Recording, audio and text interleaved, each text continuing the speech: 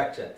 And today we're joined by Kyeretwei Osei, the Head of Programs for the Economic, Social and Cultural Council Secretariat here in Lusaka. Welcome.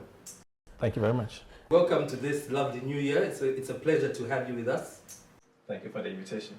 Thank you for coming. And please, could you tell us a little bit more about your work and what the African Union and ECOSOCC do? Yes, so the African Union obviously is the continental body that represents all of the member states of the AU, so essentially all the countries on the continent of Africa. And within the African Union, we have different agencies and institutions, which we usually refer to as AU organs. And ECOSOCC is one of these African Union organs. So each of the AU organs has a very specific mandate. And here at ECOSOCC, our mandate is to promote the full participation of civil society in the work of the African Union. So through that, we are constantly advising the member states, the political leadership and the policymakers on coming up with new policies and new mechanisms to allow regular African citizens like yourself and myself to find a way into the decision-making processes of the AU.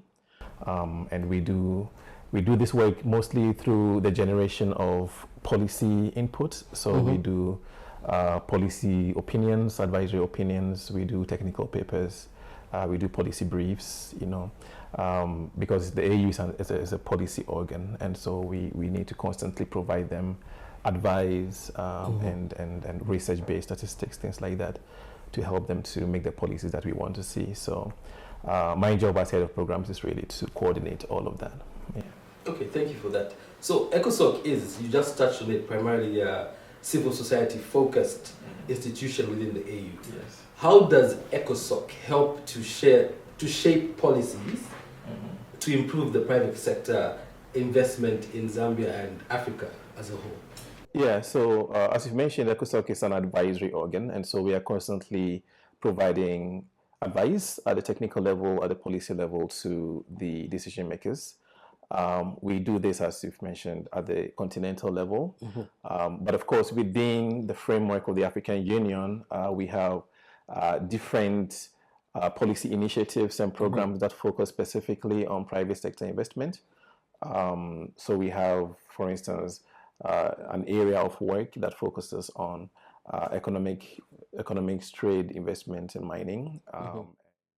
So what we do is to try to draw the best examples and lessons learned from our different member states to see to what extent our member states are able to really fully utilize and leverage private sector investment for development, to share examples, see how member states can learn from one another, see how we can take advantage of new opportunities as well, to provide chances for investment in our economies on the continent. And a good example of that, for instance, is the African Continental Free Trade Area, which is currently being operationalized in Accra, Ghana.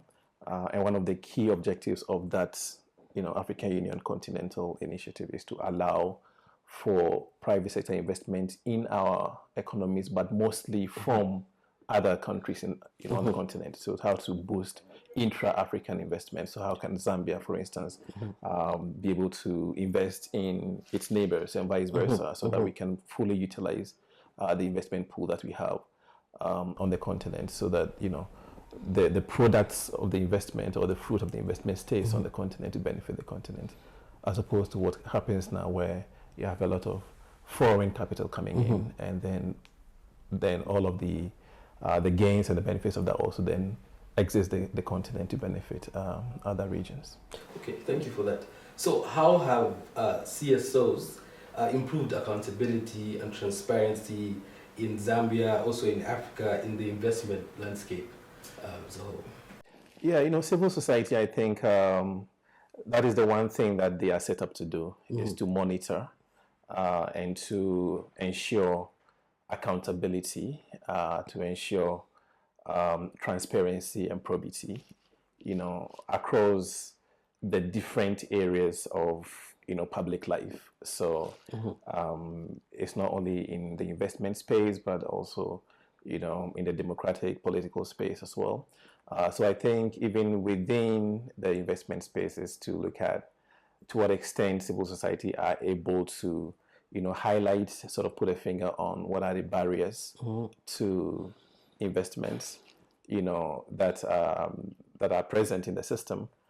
So bring these to light, because we know that in some instances, sometimes maybe the investment climate is not as clear as it could be. Maybe processes are a little bit complicated. Maybe there's a lot of red tape. So it is the responsibility of civil society to sort of bring all of these different factors and highlight them, especially to the extent to which they are not, allowing, our different economies to feel the full benefit of private sector investment. So I think that is the case here in Zambia as elsewhere. Is really look at, how we can really consolidate the investment climate in such a way that is more conducive. Yeah. Okay, you touched on it a bit of how even Zambia benefits with trade and etc. So how does the government collaborate with civil society organizations to ensure that many people as possible feel the benefits of the private sector investment?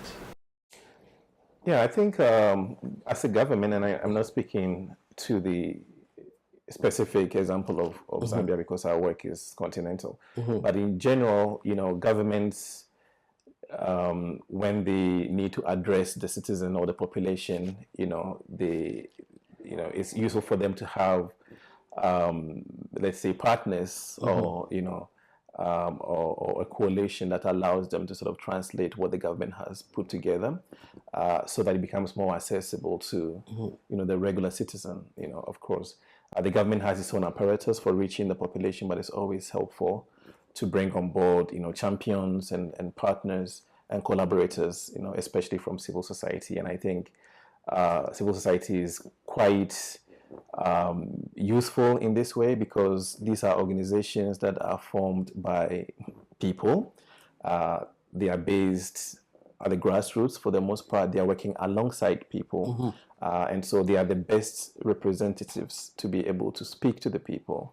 And so what we've seen is that for the most part, governments like to have these partnerships with civil society so that they are able to use them as what we call interlocutors. So basically as a bridge between, the messages that the government wishes to put out, especially on all kinds of programs, including on investments as well, because sometimes the regular people are not necessarily aware, perhaps, of what opportunities, what programs, initiatives, the government has put together that they can access. Maybe they might not have that level of awareness, and so civil society can then be drafted in to sort of help disseminate and circulate that information. Okay, well, thank you for that. So you recently celebrated your 20-year anniversary, being also stationed here in Zambia. What does that mean for you as ECOSOCC? I think it's a big milestone for us, because when you look at the architecture of the African Union, this is what we call an intergovernmental organization. It means that most of the decisions, are taken by official representatives of our member states. So you're talking ambassadors, ministers, heads of state and government. ECOSOCC is the only organ within the AU that allows for direct interaction with regular citizens, right? So the African Union is an institution that wants to proceed through a people-centered or people-driven approach. And so it wants to create opportunities for you and I, regular people who are not ambassadors or ministers, to still reflect our voices and our opinions and our perspectives in the work of the AU. And ECOSOCC is the organ that allows us to do that. So it's a very important organ, because it is the people's organ. Is the one mechanism that we have in the AU that really allows for everybody, to be able to come into the African Union space.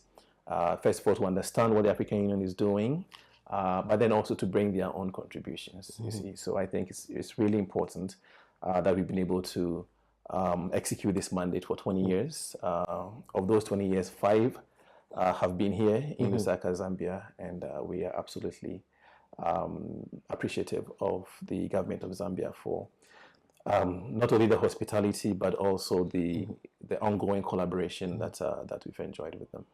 It's an incredible milestone. Congratulations. And in turn, what or where do you see ECOSOCC and the AU in 2025 as we start a new year? What direction, what expectations do you have as an organization? Well, we have an ambitious agenda for 2025. This year we want to really operationalize some of the mechanisms that member states have requested ECOSOCC to put forward to make it easier for African citizens to interact with the African Union. So I'm speaking specifically, for instance, of the accreditation mechanism for civil society organizations. So this initiative to allow ECOSOCC to grant consultative and observer status to African civil society organizations that want to work with the AU. So a process really similar to the UN. So this is something that we are really keen on rolling out this year. This year as well, you might be interested to know the theme of the year for 2025 is on reparations for people of African descent for historical crimes. And this is one of the key areas of our work as ECOSOCC, really is to look at how to mobilize a people-to-people sort of movement or coalition between the objectives of the theme of the year. We do it every year. Every year has a different topic. This year the topic happens to be quite interesting on reparations, looking at, if you look at the historical trajectory of our continent, all of the historical crimes and atrocities that is suffered, looking at the transatlantic slave trade all the way through to colonialism, to what exists in the current time, where even though we may be politically decolonized, you see that in the international space, the relationships are not very equitable between the continent and its partners outside.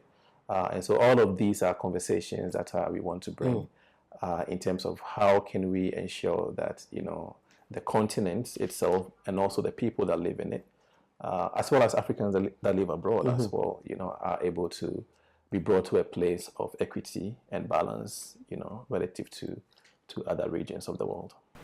Well, thank you for your time. Thank you for joining us today on BackChat. I've had the honor of having the head of programs for the Economic, Social and Cultural Council, or ECOSOCC, Kyeretwei Osei. Thank you for your time and thank you for coming on. Thank you so much for the invitation. Thank you.